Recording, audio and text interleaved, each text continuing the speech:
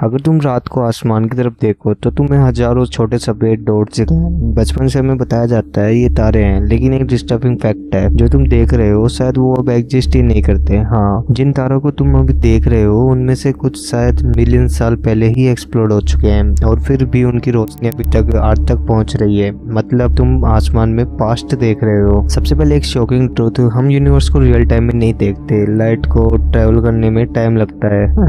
Example के तौर पे सन की लाइट अर्थ तक पहुंचने में 8 मिनट्स लेती है। मतलब जब तुम सन को देखते हो तो एक्चुअली तुम 8 मिनट पुराना सन देख रहे हो। अब इमेजिन करो, जो स्टार्स हमें दिखे हैं वो लाइट ईयर दूर होते हैं। एक लाइट ईयर मतलब लाइट का 1 साल में ट्रेवल किया हुआ डिस्टेंस, और ये डिस्टेंस होता है 9.46 ट्रिलियन किलोमीटर्स। इसलिए जब तुम किसी स्टार्स को देखते हो तो तुम एक्चुअली उसका थाउजेंड्स या मिलियंस ईयर्स पुराना वर्जन देख रहे होते हो। अब सबसे मिस्टीरियस पॉसिबिलिटी की बात करते हैं। यूनिवर्स में स्टार्स कॉन्स्टेंटली बर्थ और डेथ साइकिल में होते हैं। कुछ स्टार सुपरनोवा बनकर एक्सप्लोड हो जाते हैं। साइंटिस्ट के अकॉर्डिंग मिल्की वे गैलेक्सी में हर 100 साल में लगभग 2 से 3 सुपरनोवा एक्सप्लोजन होते हैं। मतलब कुछ स्टार जिन्हें तुम रात में देख रहे हो वो शायद ऑलरेडी डिस्ट्रॉय हो चुके हैं, लेकिन उनकी लाइट अभी भी स्पेस में ट्रेवल कर रही है, और जब वो लाइट अर्थ तक पहुंचती है तो हमें लगता है स्टार्स अभी भी एग्जिस्ट करता है। अब एक और सरप्राइजिंग ट्रूथ की बात करते हैं। रात को जो ब्राइट व्हाइट लाइट तुम देखते हो उनमें से कई स्टार्स नहीं होते। एग्जाम्पल के तौर पे जैसे विनस इतना ब्राइट होता है कि उसे